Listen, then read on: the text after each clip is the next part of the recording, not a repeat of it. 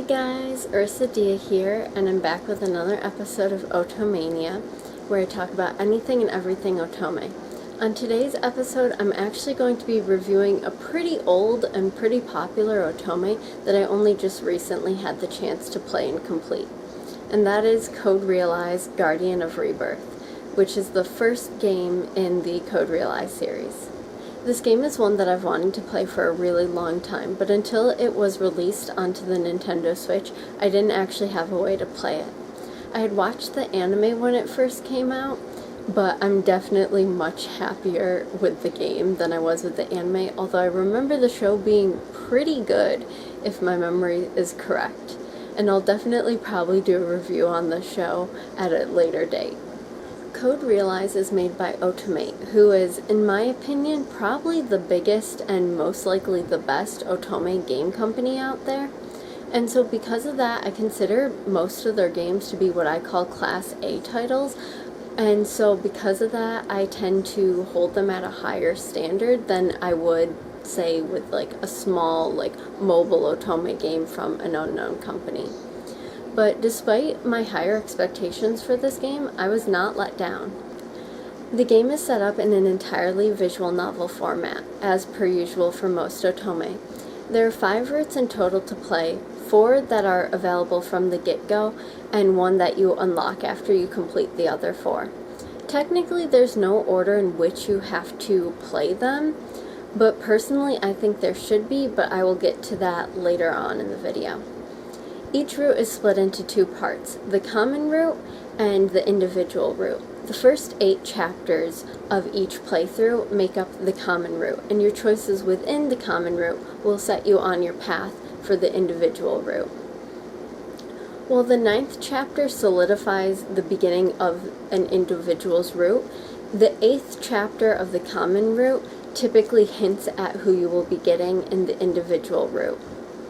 The individual routes are 5 chapters long, so it starts from chapter 9 and goes to chapter 13. The routes are rather long even when utilizing the skip button, but I didn't really mind because the story was very detailed and complex. There are 3 different types of endings in this game: the true or best end, the normal end, and the death end. Reaching the end of a route can either result in the true or normal end, however the death end can be reached by making an important wrong choice within the story. The first route that I played, I got the true end, and because I had 100%ed the CGs, I thought that there actually wasn't a bad end. Then I played the next route and I made a wrong choice and I got the death end. And I was like, okay, so you either die along the way or you live and get the true end. Until I got to my 3rd route, in which I got the normal end. So there are 3 different ends. It took me a while to figure it out, but I got there. But from my experience, it seems like the very last choice in the game is what decides the actual ending, whether it's the normal or the true end that you get. I could be wrong though, but that's what I noticed from my playthroughs at least. But overall, if you're getting CGs, that's a good sign. CGs lead to the true end, so follow the CGs. Speaking of CGs, Code Realize has some beautiful CGs as well as just backgrounds and character designs, which is kind of expected because it is an Otomate game. If Otomate released games with subpar graphics, I think they'd honestly have a riot on their hands. All of the art was extremely detailed, whether it was small accessories on a character's hat or patterns on upholstery. But I was most impressed with their artifacts for depicting movement or actions. They would have flashes of light or add a picture of smoke over a background whenever a flash or smoke bomb was supposed to be going off. And while the characters themselves were static, the characters would move from side to side on the screen to depict their movements during battles. The camera view, so to say, would even zoom in on different parts of the background that was important, or it would turn blurry if the main character would have blurred vision. It was the details of this that really made the game feel more immersive, which made me love it even more. The sound design also helped make the game feel very immersive. First, I want to say that this game probably has one of my favorite game soundtracks ever. Most games I tend to just ignore the soundtracks, but the songs in this game just fit so perfectly and were very well composed that I found myself paying a lot of attention to them. The songs did a good job of reflecting even the tension of a battle or like the sadness of an unfortunate event. And honestly, those sad songs within the soundtrack were definitely my favorite because they were so lachrymose that they like made my heart feel like it was wrenching.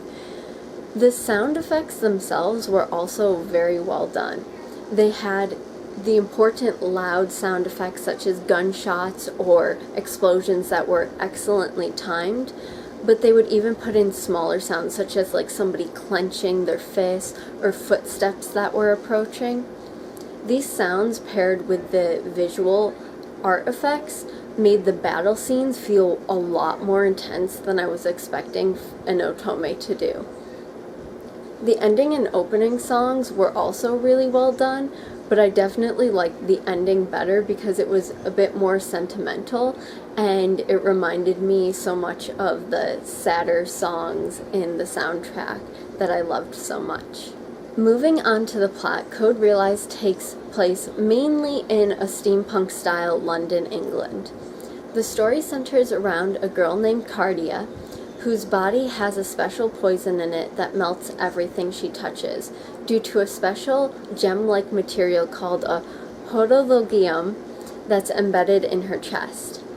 As beautiful as it looks, the horologium is, at least in my opinion, a lot more trouble than it's worth.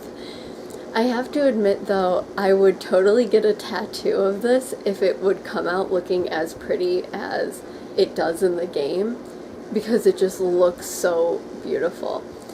But anyways, she ends up joining a group of misfits, aka the dateable characters, in order to find the truth about herself and to discover a way to rid her body of the poison. The common route allows for players to really get to know the dateable characters more in depth, which I enjoyed. There are many adventures that the gang goes on, and some are more important and dangerous than others, but I found all of them to be equally enjoyable. The characters' individual routes delve more into the character's individual background, as well as introduce and resolve the plot for their particular route. I was actually surprised to see how different each individual route was. I had expected the routes to all be kind of similar, plotline-wise, with only a few major changes, but instead I got entirely different plots with even different antagonists and different answers to the questions being asked. I enjoyed how unique and intricately detailed each one was, and all of the unlocked routes really reveal a different bit of information that eventually gets pieced together in the locked route, which I thought was really cool. The plot as a whole I thought was very intricately detailed. There would be things that would be hinted at and other things that would just come out of nowhere. You really have to pay attention to things or you could miss things completely. The plot also deals with lots of science such as chemistry or engineering, which can sometimes get confusing, especially because I think a good chunk of it is actually made up. But I feel as long as you go slow and take your time, you can understand it well enough to get by. There are lots of characters within the game, some of which you only meet in certain characters' routes. I thought all of the characters, though, were really fleshed out, and even the side characters and antagonists had a good amount of depth to them. Each character had their own goals to work towards and their own trauma to work through, so it was really nice to see such complex characters. As I said before, you play as a girl named Cardia. She's a relatively sweet girl despite the poison in her body. She views herself as a monster and is often willing to sacrifice herself in order to protect the people around her. She is strong and intelligent and is always willing to learn from those around her. As far as Otome protagonists go, I definitely have to say she's one of my favorites because she's willing to join in the fights and isn't just seen as the damsel in distress.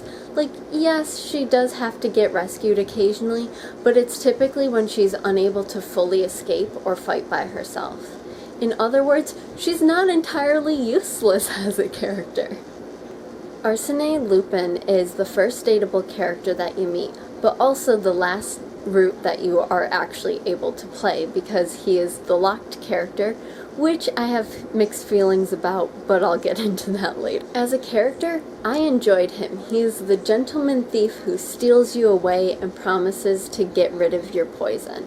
He is extremely intelligent and is often the mastermind of the group, and he's very charming without overdoing it, and he only comes off cheesy when he wants to. Impy Barbicane is a self-proclaimed genius engineer who dreams of going to the moon. He is the comic relief of the group and often isn't taken very seriously, especially when he flirts with Cardia, which is basically all of the time. He is a surprisingly talented cook and is often in charge of meals, as well as any mechanics that they need for their missions.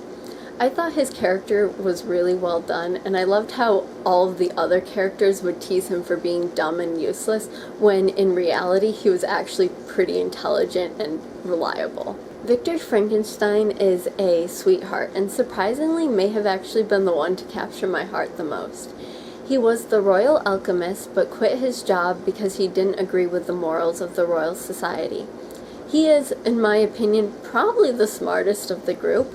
He's in charge of creating any chemical weapons the group might need, budgeting, first aid, and even researching Cardia's poison in order to get rid of it. I really liked him because he was caring and intelligent and slightly soft-spoken, but was extremely useful and threatening when he needed to be. While he's not my normal type of Otome guy, I was oddly charmed by him. Abraham Van Helsing is a silent but deadly war hero who earned the nickname the Human Weapon. He tends to resort to fighting over trying to find peaceful resolutions to situations, and he isn't exactly nice, though he warms up to Cardia and the gang, though he would rarely, if ever, admit it. He's probably the tsundere of the group, and because of that, he's kind of on the same level as Victor for being my favorite. I spent half of his route wanting to punch him and the other half wanting to give him a hug, so to me, that's a really good sign that he pulled off the tsundere trope pretty well. Even though I can't tell if Van Helsing is my favorite, I can at least say that Van Helsing is the first Otome character voiced by Junichi Suwabe that I actually love. Most of the time Junichi Suwabe is voices Playboy types in Otome, and I hate it. So it was a really big difference to hear him play such a strict role, but I think he pulled it off really well. Saint Germain is a very mysterious fellow. He is technically part of the group, but isn't as involved as the others are, because he only tags along on certain missions. He is extremely skilled though, and his route illuminates the reasoning for his skill and the mystery that is him. He is very into art and is definitely more likely to buy a new piece of art than he is to donate to the group's plans. I honestly don't know how I feel about him. He weirds me out a lot, but I do feel bad for what he has to endure in his route. Personally, I think he should also be a locked character, if not the only locked character, but I understand why they didn't do that. I'm not going to go into all of the side characters, but I at least want to point out a few of the important ones. First, there's Delacroix II, also known as Deli.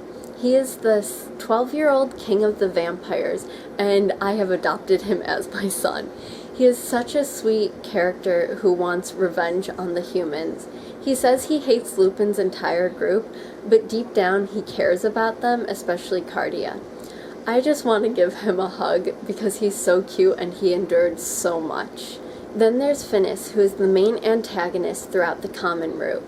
He's intelligent, insane, and I want to punt him across the field like 85% of the time. His voice actor Yuki Kaiji either voices characters that I absolutely love or characters that greatly disturb me, and Finis definitely falls under the greatly disturbed me category because he's just so insane in his thought process and even the way that he sounds that I can't handle it most of the time. Lastly, there's Sissy, an adorable corgi with a mechanical leg. Sissy is technically Impy's dog, but Sissy hates Impy.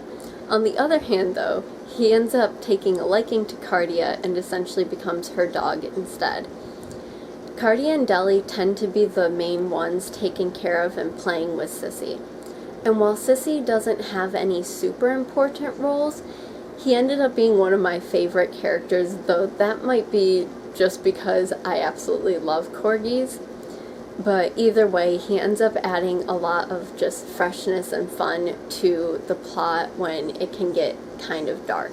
Before I wrap up, I want to touch upon some, not necessarily issues, but some things that I think should be different within the game.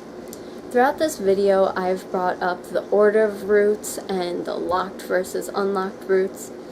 And so as I've said, for the unlocked routes, you're free to play them in any order that you want, but personally I would recommend playing them in an order because I feel as though some routes give away far more important information than other routes do.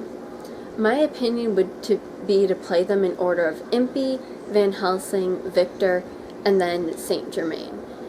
Lupin would come last because you have to unlock him, but personally though, I'm surprised that Lupin is the locked character. While his route does reveal everything and resolve everything, just going off of the group dynamics, I would have thought that Saint Germain would have been the locked character. Typically in Otome, if there's a locked character, it's usually the one that's most outside of the group, or the one with the most kind of secret agenda or mystery surrounding them. And in terms of that, Saint Germain fits that best, and honestly, his route should be locked just because of how intense the information that gets revealed is. If I had done his route first, my entire thought process throughout all of the other characters' routes would have been extremely different. So while Lupin's route is locked because it's supposed to be the true and total ending, I think that Saint Germain's route should either also be locked or definitely played last out of the unlocked routes, just because it's a lot to take in, and I could see it being extremely confusing if that was the first route that you played. Granted, this is my opinion, so other people might feel differently, but I did find a lot of issue with that. The last thing I want to bring up is that there is a sequel game, and honestly, from the way that each character's route ended, I have absolutely no idea how there's a sequel game. Each route was wrapped up extremely well, so I'm a bit skeptical about the sequel, especially because sometimes Otome sequels can just be made as a way to make more money and are therefore very lacking when they try to reopen a story that they already closed. But I will have to play the sequel in order to form an actual opinion, but as of right now, I am very iffy on the idea of there being one because I thought they did too well of a job wrapping up the plot. Apart from that, I really enjoyed playing this game. I was glad to have finally gotten the chance to play the game after literally years of wanting to. For this being an Otome game, it definitely lived up to my high expectations for it, and then some. I highly recommend playing it if you have the chance. It just got ported onto the Switch, but it's also available for the PS Vita. If you guys want me to review the Code Realize anime, let me know down in the comments below. I probably will anyways, but it might not be right after this unless you guys want it sooner rather than later. Also, let me know what you guys think of the game if you guys have played it. I'm curious to hear your opinions on it. If you have anything else you want to see on Otomania, leave the suggestion down in the comments as well, and I will try my best to get to it. Don't forget to like and subscribe, and to hit the notification bell if you want to be notified when I release more Otomania or other fun videos on my channel. I put out Otomania videos every other Monday, so be sure to check them out. I hope you all enjoyed, and I hope you all have a wonderful day. Love you. Bye.